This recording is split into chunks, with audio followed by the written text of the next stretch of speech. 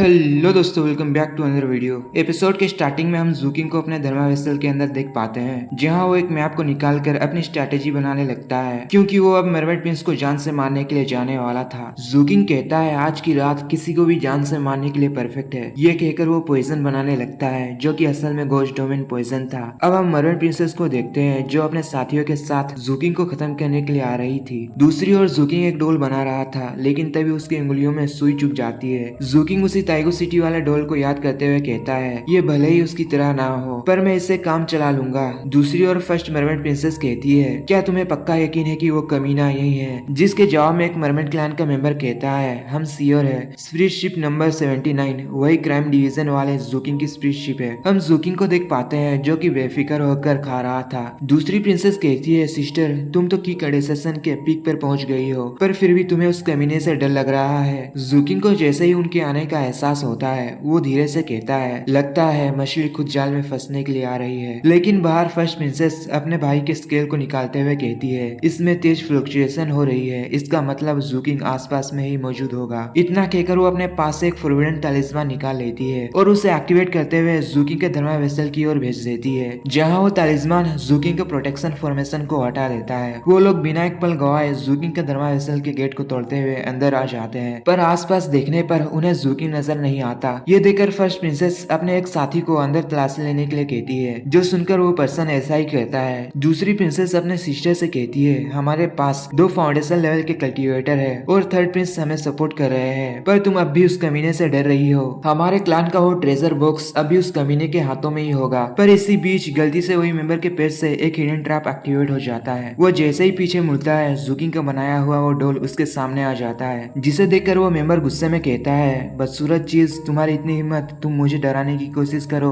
इतना कहकर वो अपने वेपन से उस डोल को काट देता है, पर यही तो उसकी सबसे बड़ी गलती थी। देखते ही देखते डोल के अंदर मौजूद पॉइजन चारों तरफ फैल जाता है। ये देखते ही फर्स्ट मरमेड प्रिंसेस अपने चारों तरफ एक प्रोटेक्टिव शील्ड बना लेती है और धीरे धीरे वो सभी पीछे हटने लगते हैं। जैसे ही वो बाहर निकलते हैं, उनके सामने वही मेंबर आ जाता है, जिसकी बॉडी पॉइजन से अफेक्टेड होने की वजह से उनके ही आंखों के सामने वो मारा जाता है। दूसरी प्रिंसेस गुस्से में कहती है, वो कमीना फिर से भाग निकला। पर इतने में ही फर्स्ट प्रिंसेस अपने भाई के स्केल को निकाल कर कहती है, स्टिल अब भी ये फ्लक्चुएट हो रहा है, मतलब कि वो कमीना आसपास ही मौजूद होगा। इतना सुनते ही सभी चले जाते हैं पास में ही मौजूद डार्क अलाई स्ट्रीट पर, जहाँ वो काफी संभलते हुए आगे बढ़ रहे थे। दूसरी प्रिंसेस गुस्से में कहती है, सभी ह्यूमंस मरना ही डिजर्व करते हैं, पर फर्स्ट प्रिंसेस उसे चुप रहने का इशारा करती है। ये सब दूर से जूकिंग देख लेता है, जहाँ वो ब्रीदिंग कंट्रोलिंग तालिस्मान की हेल्प से अपने आप को हाइड कर चुका था। जूकिंग उन्हें देखते हुए कहता है, भले ही उन्हें मेरी परफेक्ट लोकेशन नहीं पता चलेगी, पर इनमें जो फाउंडेशन लेवल के प्रोटेक्टर्स है वो कहाँ पे मौजूद है। लेकिन दूसरी प्रिंसेस गुस्से में अपने साथियों को आसपास की जगह पर तलाशी लेने के लिए कह देती है, पर इतने में ही उनके पास एक बड़ा सा रिंग आने लगता है, जिसे देखकर वो सभी चौकन्ना हो जाते हैं, जहाँ उस रिंग में भी जूकिंग का बनाया हुआ ढोल था, जो अपनी मुंडी को घुमाकर सही कर लेता है। वो सभी कुछ समझ पाए उससे पहले ही जूकिंग उस ढोल को एक्सप्लोड कर देता है, जिससे कि वहाँ चारों तरफ एलियन ट्रेंड्स फैलने लगती है। ये सब देखकर दूसरी प्रिंसेस कहती है, वो कमीना तो पहले से ही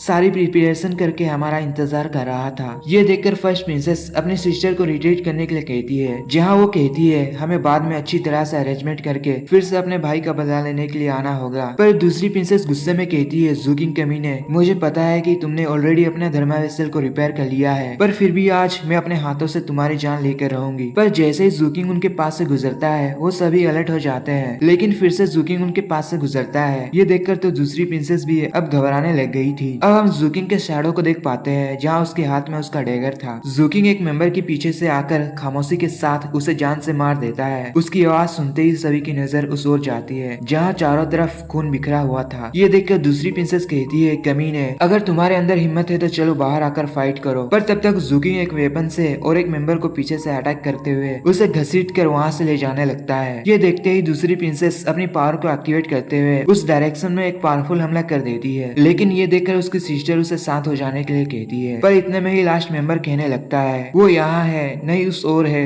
नहीं इस ओर है। जूकिंग की शैडो को देखते ही दूसरी प्रिंसेस घबराते हुए चारों ओर देखने लगती है, पर वो जैसे ही अपनी सिस्टर को ऊपर की ओर देखने के लिए कहती है, वहाँ पे उन्हीं का ही एक क्लैन मेंबर को जूकिंग ने मार कर लटका दिया था। जूकिंग जैसे ही ऊपर से गुजरता है, दूसरी प्रिंसेस अपने आइस स्पाइक्स को उसकी ओर हमला करने के लिए भेज देती है, पर फिर से उनके सामने और एक मेंबर की लाश टंगी हुई थी। फर्स्ट प्रिंसेस अपने सिस्टर को पीछे हट जाने के लिए कहती है, पर वो उसकी बात बात ना सुनकर गुस्से में कहती है, जूकिंग तुम्हें क्या लगा तुम हमसे छुप सकते हो? तुमने जब मेरे भाई को मारा था उसी वक्त हमारे ब्लड लाइन की कर्ज तुम पर लग गई है। मैं डेफिनेटली तुम्हें जान से मार दूंगी। ये सब सुनते ही जूकिंग कहता है, तो ये एक ब्लड लाइन कर्ज ट्रैकिंग टेक्निक है, बस यही दोनों मुझे ट्रैक कर सकते हैं। इतना कहकर जूकिंग वहाँ से गायब हो जाता है। जैसे ही फर्स्ट प्रिंसेस थोड़ा सा आगे जाती है तभी जूकिंग उनके पीछे आ जाता है, जिसकी आंखों से भी खतरनाक किलिंग इंटेंट निकल रहा था। वो दोनों कुछ समझ पाते उससे पहले ही जूकिंग अपने ओशन फोर्जिंग आर्ट की डोमेन पावर को एक्टिवेट करते हुए आसपास की जगह को फ्रीज कर लेता है। मरमेड प्रिंसेस खुद को संभाल पाती उससे पहले ही जूकिंग अपना डैगर लेकर उस पे हमला करने के लिए तैयार हो चुका था। ये देखकर वो कहती है, तुम तो 7th लेवल पर नहीं हो। उसके इतना कहते ही जूकिंग अपने डैगर को उसके गले के आर पार कर देता है और उसे अपने हाथों से साइड हटाते हुए फुल स्पीड के साथ फर्स्ट प्रिंसेस की ओर जाने लगता है। ये देखते ही मरमेड प्रिंसेस घबरा जाती है, पर जूकिंग हमला कर पाए उससे पहले ही वो अपने क्लैन के हाई लेवल तालिस्मान की हेल्प से अपने चारों ओर एक प्रोटेक्टिव शील्ड बना लेती है। जूकिंग की पावर देखकर मरमेड प्रिंसेस कहती है, क्या तुम्हारी पावर तो ऑलरेडी की कंडेंसेशन के 9th लेवल पर पहुंच चुकी है। इसका मतलब हमें जो इन्फॉर्मेशन मिली थी वो पूरी तरह से गलत था। लेकिन जूकिंग अपनी सारी ताकत लगा देता है और फाइनली वो फॉर्मेशन ब्रेक हो जाती है। पर जूकिंग का डैगर जैसे ही मरमेड प्रिंसेस के गले को टच करता है वो अपने पास से एक सब्स्टिट्यूशन तालिस्मान निकाल कर खुद की जगह को अपने एक क्लैन मेंबर के साथ सब्स्टिट्यूट कर लेती है और तेजी से अपने सिस्टर को संभालते हुए वहाँ से भागने लगती है। ये देखकर जूकिंग कहता है, फिर से मरमेड क्लैन की सीक्रेट टेक्निक। इतना कहकर वो तेज रफ्तार के साथ उनकी ओर अपना डैगर लेकर जाने लगता है। सीन शिफ्ट होता है और हम 7th ब्लड आइस के पास के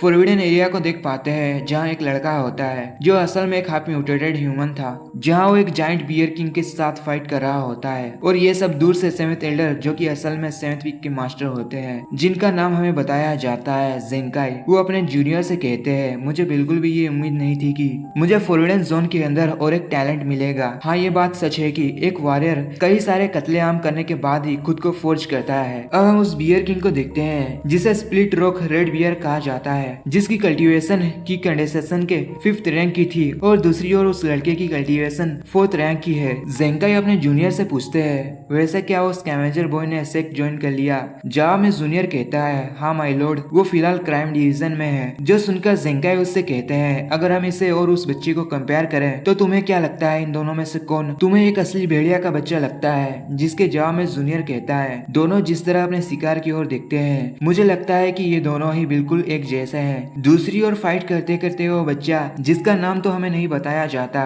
पर हम इसे कुरो कहकर पुकारने वाले हैं, वो अपने तेज नाखून से ही बियर किंग को चीर कर रख देता है। दूसरी ओर मरमेड प्रिंसेस अपनी तालिस्मान की हेल्प से एक फिश क्रिएट करके तेजी से बढ़ने लगती है, पर जूकिंग कहाँ रुकने वाला था, वो भी उनका पीछा करते हुए अपने ओशन फोर्जिंग आर्ट को एक्टिवेट करके मल्टीपल डैगर से उन पर हमला कर देता है। सीन शिफ्ट होता है 3rd प्रिंस पर, जहाँ वो इन सबसे बेफिक्र मस्त अपने सर्वेंट के साथ फ्लर्ट करते हुए कहता है, चलो अब तुम मेरे लिए कुछ पोएट्री कहो। ये सुनकर वो सर्वेंट अपने म्यूजिकल इंस्ट्रूमेंट से गाना बजाते हुए शायरी के थ्रू 3rd प्रिंस की तारीफें करने लगती है और इसी तरह से वो दोनों फिर से अपने डांस में डूब जाते हैं। जैसे ही 3rd प्रिंस अपने फैन को घुमाता है, सीन फिर से मरमेड प्रिंसेस पर शिफ्ट होती है, जहाँ से भागते हुए फर्स्ट प्रिंसेस अपनी सिस्टर से कहती है, तुम अपने स्पिरिचुअल एनर्जी को वेस्ट नहीं करो। लेकिन पीछे से जूकिंग अपने ढोल को निकालकर उनकी ओर तेजी से थ्रो कर देता है और सीन फिर से शिफ्ट होता है, जहाँ वह सर्वेंट 3rd प्रिंस की ओर वाइन का जार फेंक देती है, जिसे लेते हुए 3rd प्रिंस ड्रिंक करने लगता है और पीने के बाद उस वाइन के जार को पीछे फेंक देता है। और सीन फिर से शिफ्ट होती है, जहाँ वो ढोल उनके फिश से टकराते ही एक्सप्लोड हो जाता है, जिससे कि उनकी स्पिरिचुअल फिश डिस्ट्रॉय हो जाती है और वो दोनों भागने लगते हैं। 3rd प्रिंस दूसरे सर्वेंट से कहता है, मेरी जान अब तुम्हारी बारी है। यह सुनते ही वो सर्वेंट 3rd प्रिंस के साथ मिलकर पोएट्री कहने लगती है। दूसरी ओर जूकिंग वाटर डैगर क्रिएट करते हुए उन दोनों बहनों पर हमला कर देता है, पर वो अटैक चूक जाता है। दूसरी ओर 3rd प्रिंस उस सर्वेंट की कमर को पकड़कर अपनी ओर खींचता है और पोएट्री के लास्ट वर्ड के साथ उसका ये मुजरा खत्म हो जाता है। पहली वाली सर्वेंट उसे एक कपड़ा लेकर दे देती है, जिसे लेते हुए 3rd प्रिंस अपना पसीना पहुँचने लगता है। प्रिंसेस अपने सिस्टर को कहती है, और जरा सा होल्ड कर लो, हम बस पहुँचने ही वाले हैं। जैसे ही फर्स्ट प्रिंसेस की नजर जाती है 3rd प्रिंस पर, वो उनके पास जाकर कहती है, लॉर्ड ली प्लीज हमें बचा लीजिए। यह सुनकर 3rd प्रिंस फौरन उनके पास जाकर कहता है, आखिर तुम्हारी ये हालत किसने कर दी? फर्स्ट प्रिंसेस उसके बाहों में जाकर कहती है, लॉर्ड ली प्लीज हमें बचा लीजिए। जूकिंग जैसे ही 3rd प्रिंस को देखता है, वो कहता है, मैं जरा सा लेट हो गया हूँ। 3rd प्रिंस फर्स्ट प्रिंसेस की आंसू को पोंछते हुए कहता है, आखिर किसने तुम्हें बुली किया है? इतना सुनते ही वो जवाब देती है, क्राइम डिवीजन के जूकिंग ने हमें मारने की कोशिश की है। उसने मेरे भाई के साथ साथ मेरे क्लैन मेंबर्स को भी जान जान से मार दिया है। उस कमीने ने मुझे भी मारने की कोशिश की थी, पर मैंने अपनी लाइफ एसेंस को बंद करते हुए कैसे तैसे वहाँ से बचकर भाग आई हूँ। ये सुनकर थर्ड प्रिंस कहता है, अच्छा तो वो जूकिंग है।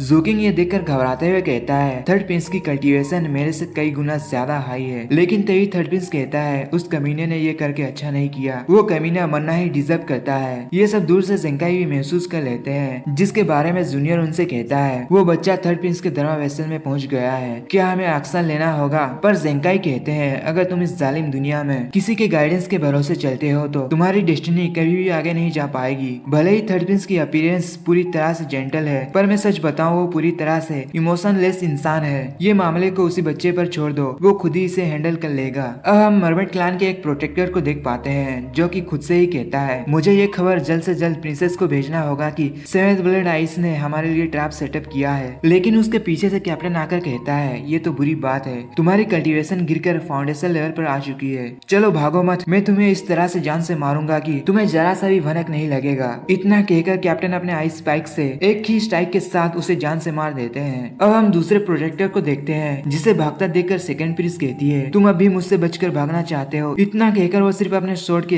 एक एनर्जी बीम अटैक से ही उस प्रोटेक्टर की जान ले लेती है, जहाँ वो कूल अंदाज में कहती है, ये कमीना थर्ड प्रिंस मुझे हमेशा ट्रबल में गिरा देता है। ये देखकर हुआंगयान कहता है, सीनियर सिस्टर आप तो सबसे बेस्ट हो। दूसरी ओर फर्स्ट प्रिंसेस कहती है, लॉर्डली मैं चाहती हूँ कि आप उस कमीने जूकिंग को तड़पा तड़पा के मार दो, उस कमीने को इतना टॉर्चर करो कि उसकी सोल भी रीइंकार्नेट होने से भी घबराए। ये सुनकर दूसरी प्रिंसेस कहती है, प्लीज लॉर्डली मैं आपसे भीख मांगती हूँ, आप उस कमीने को जिंदा मत छोड़ना। इतना कहकर वो कमजोर होकर नीचे गिर जाती है। इतना सुनते ही थर्ड प्रिंस फर्स्ट प्रिंसेस से कहता है कि मेरी जान चलो मुझे दिखाओ कि उस कमीने जूकिंग ने तुम्हें कहाँ पर हर्ट किया है। फर्स्ट प्रिंसेस जैसे ही खुद को रिलैक्स फील करती है तब उसे सबसे बड़ा झटका लगता है, क्योंकि थर्ड प्रिंस उसका गला पकड़ कर कहता है, मेरी जान तुम गलत बंदे के पास आई हो। ये देखकर जूकिंग के साथ साथ दूसरी प्रिंसेस भी पूरी तरह से शॉक हो जाती है। थर्ड प्रिंस कहता है, मेरी जान तुमने मेरे पास आकर अपनी जिंदगी की बड़ी गलती कर दी। दूसरी प्रिंसेस अपनी सिस्टर को छोड़ देने के लिए गिड़गिड़ाने लगती है, पर थर्ड प्रिंस बिना रहम के उसके गले को दबाने लगता है और अपने पावर से उसकी बॉडी को क्रश कर देता है, जिससे कि चारों तरफ फूलों की पंखुड़ियां फैलने लगती है। अपनी बहन को मरता देख दूसरी प्रिंसेस पूरी तरह से टूट जाती है। ये करने के बाद थर्ड प्रिंस खांसने लगता है और एक पेटल को पकड़ते हुए वो कहता है, मेरी जान तुम्हारी आत्मा को शांति मिले, मैं तुम्हें काफी मिस करूंगा। इतने खतरनाक ब्रुटलिटी को देखने के बाद जूकिंग कहता है, थर्ड प्रिंस किसी को जान से मारने के बाद गिल्टी फील करने के बजाय वो इस पल को एंजॉय कर रहा है। वो पंखुड़ियां फैलते हुए कुरो के पास भी आ जाती है, जहाँ वो बच्चों की तरह उछलते हुए उन्हें पकड़ने की कोशिश करता है। ज़ेंकाई अपने जूनियर से कहते हैं, मैंने जो 50 कल्टीवेटर्स को अपने सेक्ट की व्हाइट टोकन्स दी थी, उनमें से सिर्फ 30 टोकन ही सही सलामत है। अब की बार न्यू डिसाइपल ज्वाइनिंग में मैं काफी निराश हो गया हूँ। मुझे उम्मीद था कि इस बार एटलीस्ट 100 डिसाइपल पास होंगे। इस बात को छोड़ो, इस लड़के को भी हमारा सेट का एक टोकन दे दो। ये सुनकर जूनियर उसे भी सेम टोकन दे देता है। ज़ेंकाई जाते हुए कहते हैं, हमारे केओटिक वर्ल्ड में जो कोई भी एंड में सर्वाइव करता है सिर्फ उन्हें ही अपॉर्चुनिटी मिलती है। कुरो घबराते हुए उस टोकन के पास जाकर उसे छूने लगता है और फिर उसे सूंघते हुए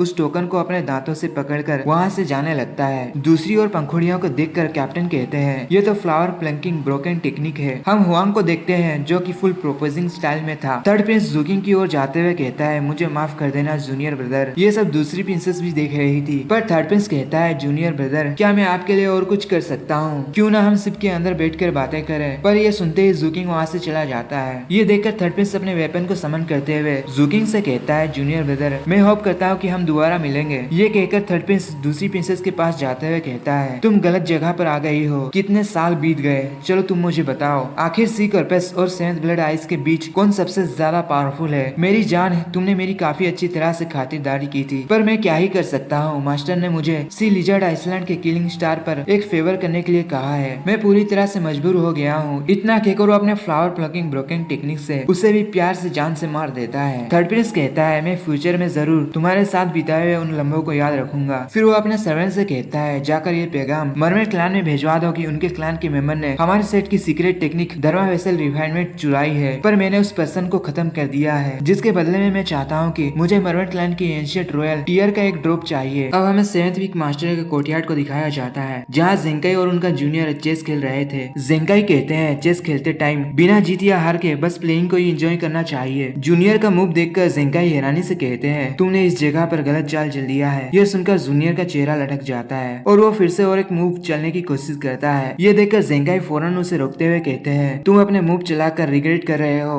और रिग्रेट हार की निशानी होती है, क्या तुम्हें इतना भी नहीं पता। पर इसी बीच वहाँ पे आ जाता है थर्ड प्रिंस, जो आते ही जेंगाई को ग्रीट करता है। पर जेंगाई उसे यहाँ पे आने की वजह पूछते हैं। जवाब में थर्ड प्रिंस कहता है, मरवेट क्लैन के मेंबर्स ने हमारे धर्मा वेसल बनाने की टेक्निक चुरा ली थी, जिसे हमने रेड हैंडेड पकड़ा है, और सेम टाइम में ही वो लोग हमारे एनिमी सी कर्पस के साथ रिलेशनशिप बढ़ा रहे हैं, इवन कि उन्होंने सीक्रेटली बोन टावर अलायंस के तौर पर बनवाया है। ये कहकर थर्ड प्रिंस उन्हें एविडेंस दे देता है। जैसे ही जेंगाई उसकी ओर देखते हैं, थर्ड प्रिंस उनसे कहता है, मुझे और एक मैटर के बारे में आपसे डिस्कस करना था। मरवेट क्लैन के लोग हमारे सेवेंथ वर्ल्ड आइस के सिविलियन को टॉर्चर कर करके मौत के घाट उतार दे रहे हैं, और मैंने इस मैटर को इतने देरी में इन्वेस्टिगेशन किया है, प्लीज मास्टर मुझे पनिश कीजिए। जेंगाई कहते हैं, अभी तक रूल्स ब्रेक नहीं हुई है, तुम बोन को रीजन केव में जाओ और 7 दिन के लिए सभी कल्टिवेटर्स की कल्टीवेशन रोक दो। ये सुनकर थर्ड प्रिंस अलविदा लेकर वहाँ से चला जाता है और जेंगाई अपनी जगह से उठ जाते हैं। लेकिन तभी जूनियर कहता है, मरवेट क्लैन के लोग बेवकूफ नहीं है कि ओपनली वो लोग धर्मा वेसल रिफाइनमेंट टेक्निक को चुराए। जवाब में जेंगाई कहते हैं, थर्ड प्रिंस ने हमारे सेक के प्लान को बिल्कुल सही गेस कर लिया है, इसलिए तो वो चाहता है कि वो बोन टावर के बारे में इन्वेस्टिगेशन करे, ताकि उसे ही सबसे पहले एडवांटेज मिले। वैसे ही उस बोन टावर के अंदर कुछ बड़ा होने वाला है। हमारे सेक ने मरवेट क्लैन को पनाह देकर उन्हें प्रोटेक्ट किया था, पर बदले में उन्होंने हमारी जानी दुश्मन सी कर्पस के साथ हाथ मिलाई है, इसलिए सजा के तौर पर उनकी एंटायर क्लैन को डिस्ट्रॉय कर दिया जाएगा। जैसे ही जूनियर जूकिंग के बारे में सवाल करता है, जेंगाई कहते हैं, तुम्हें तो उस बच्चे में काफी इंटरेस्ट है, वो लड़का भी इस गेम में उतर चुका है। आज जो घटना हुई है वो लड़का शायद इससे अंदाजा लगा ले। ये सब उस लड़के की एबिलिटीज पर ही डिपेंड करता है। इस जालिम दुनिया में बेवकूफ लोग ज्यादा देर तक टिक नहीं पाते हैं। इतना कहकर वो फाइनल मूव के साथ चेस का गेम जीत जाते हैं। अब हम जूकिंग को अपने धर्मा वेसल के अंदर देख पाते हैं, जहाँ वो कह रहा था, मरवेट प्रिंस और 2 प्रिंसेस सभी मेरी वजह से मारे गए। मैं सेवेंथ ब्लड आइस का डिसाइपल हूँ। क्या इसी वजह से माउंटेन ने इस बात की इन्वेस्टिगेशन नहीं की? पर उस थर्ड प्रिंस का असली मतलब क्या था? लगता है अनजाने में ही सही, मैं किसी और का तलवार बन चुका हूँ। इतना कहकर जूकिंग धर्मा वेसल के डायग्राम चेंज करते हुए कहता है, 30 साल पहले मरवेट क्लैन के बीच एक ग्रेट कंपटीशन हुआ था। उसके बाद मरवेट क्लैन सेवेंथ ब्लड आइस के अंडर आ गया। शायद वो सेवेंथ ब्लड आइस की ताकत से डरकर उनके सामने झुकने पर मजबूर हो गए थे। सेकंड प्रिंस मरवेट क्लैन के मेंबर से काफी नफरत करती है और मरवेट क्लैन के लोग भी उससे डरते हैं। सेवेंथ पीक मास्टर के डिसाइपल्स